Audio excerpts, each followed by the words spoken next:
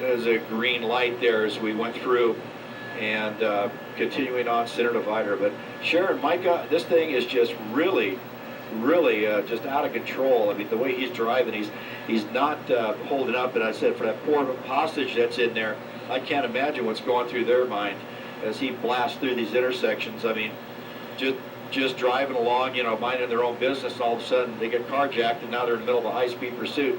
But luckily the street lights are with him right now. You see the LAPD area unit right there trailing him with the night sun on, keeping track of him. And as you said, Cher, there's no police cars around him to warn the people on the ground there's a pursuit coming their way.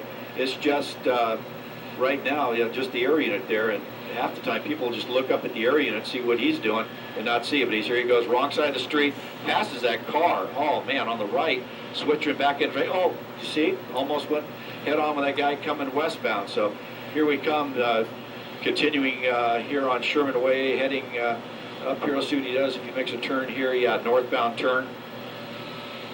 His tail end got a little fishy there for a moment, yeah. And you know that's the risk driving a truck like this. It's not meant for this sort of thing. Although he is equipped to jump medians, which he seems to have a tendency to want to do, and he's done several times. But this truck managing those with no problem.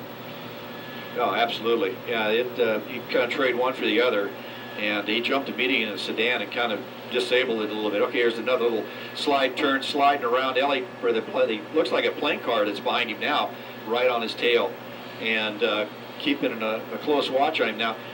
The pit maneuver, like we were talking about earlier, he's going too fast for that. He's not giving him the opportunity. Unless he loses a little bit of control and slows way down, then that unit's got to be very quick to get up on it. Now, and the unmarked car, I don't believe they're pit qualified, so or pit authorized. So it has to be an officer that is qualified and authorized to do the pit. And now there's two units behind him, this unmarked car, and a couple black and whites behind him. I'm going to let him fly underneath this, and I'm just going to pick him up here southbound, coming up here to the intersection. And Chris hanging with him real well on the camera here. We make the turn. As he makes the turn, looks like it's going to be back on what? There he goes. He's on Sherman Way now, going over the 170. So I'm just right on top of him, have just pirouette around, trying to stay with him and keep track of the other units around me. So yeah, it's quite an effort for us up here in the air, as well as the poor guys in that pursuit on the ground. And I tell you what, that LAPD area unit's doing a great job sticking with him. And the air traffic control guys, I got and girls here, I really got to give them a lot of credit, because they're helping us out quite a bit with getting us through their airspace and helping us out with the separation from any inbound traffic. And so far, so hopefully, and we heard that no inbounds into Burbank right now, because I'm right off the end of runway 8, which is the arrival runway. And like I said, they're doing a great job helping us out as we continue on here. And here we go, still going southbound, coming, I believe this is back on Coldwater again. Blowing through another red light. Yeah, oh yeah, he's been blowing red lights just routinely. And actually, I've corrected, this is Laurel Canyon going through North Hollywood here as we continue on, just really cooking along, coming up on another light. It's green for him right now, but we'll see what happens when he gets through the intersection and he clears that intersection. He'll be coming back up to the 170. So, and now the officer's in pursuit. I mean, the guys on the ground, they have to really be careful and keep their emotions in check, not to get missile lock, as we call it, on that back end of the truck and just overdrive and end up hitting somebody. And it's unusual that we have a plane car in the pursuit. Whoa, little side slide into the pole. Boom, into the building. Yeah, ran and see what happens here. Door open, passenger. Oh man, here comes the suspect. He's there. He's hiding behind the car. No, he's on the other side of the car, guys. There he's running. Okay, southbound on Laurel Canyon. No, he's not going to get far. Yeah, he's doing a stiff-legged run. The LA Air Unit right on him, and the hands are going up. And here's a couple of officers going to take him down, and down he goes.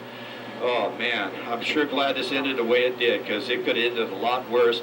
LAPD air units or ground units now on him, and got him into custody. And maybe for a slide, keep an eye down and slide back, see what happened to that victim. Back here, we'll kind of look back here and see what's going on with her, checking her out, making sure they're okay. LAPD's checking on them. Looks like they have her in custody, actually. Fly's going to slide back to the north. and we'll kind of see what's going on, because maybe.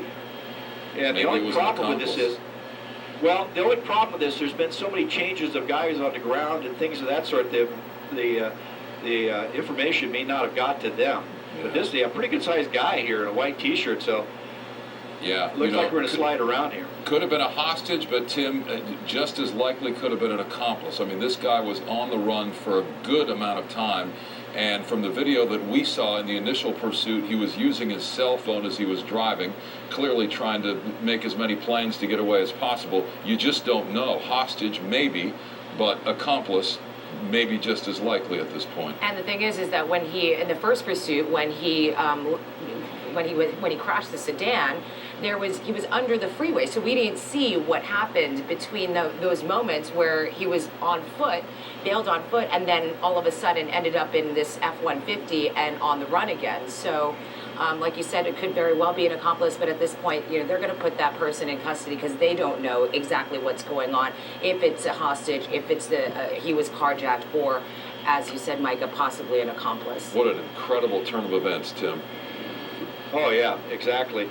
Yeah, the situation, I mean, it was just really, and the description that we heard from the guy that bailed out of the car, even though we didn't see it, another media helicopter did see it, and we have the ability to, what we call, re-rack the footage and look at it, and the male with a bald head was the one driving the sedan, and you see what you have right there? So hopefully we can, they can figure this out completely with the ground units, the Burbank units that were involved. And right now, luckily, it is over. No civilians really hurt in this case. They have 2 people stopped in custody right here.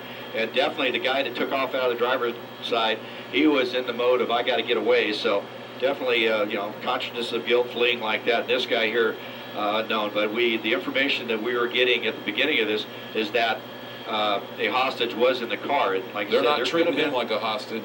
Oh, no, they're not. No, they're not. And the thing is, we don't know. We have to go with what we hear. And very well, there could have been a female right between them. Because we were hearing a female at one point, and then that definitely was a carjack, and that Burbank PD was in pursuit. So, we're on the fly here. It's a fluid situation. We're going with the information we have, and you know what? We do the best we can up here. And luckily, on this one, it all came to an end on a very good way. Suspect only crashing, not hurting anybody else. What a sigh of relief, honestly, as we were watching this go on for the better part of our hour here on the news and during this broadcast. And, the suspect just weaving in and out of traffic on surface streets, going also, on the wrong way, wrong side of the road, and blowing through red lights, and then going onto the freeway. And it was just at such a high speed, it really was frightening to watch, and also knowing that there was somebody else in that car that we thought possibly was a hostage.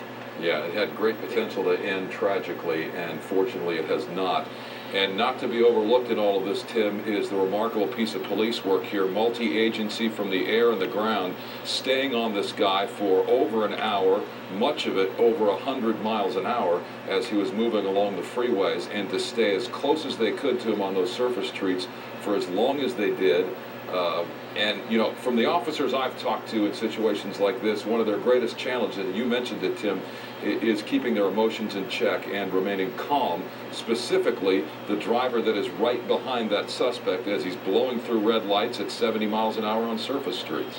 Yeah, and that's what you're looking at on your screen there is what we've got right. That's where the crash, where the pursuit ended, right there in a crash.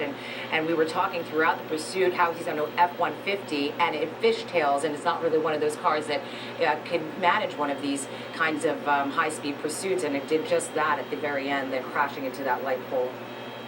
Tim, the police work. Okay. He's hearing from other people right now. I hear you, Mike. You said the police work. Yeah, this is hard. I mean, what these guys did down here, you have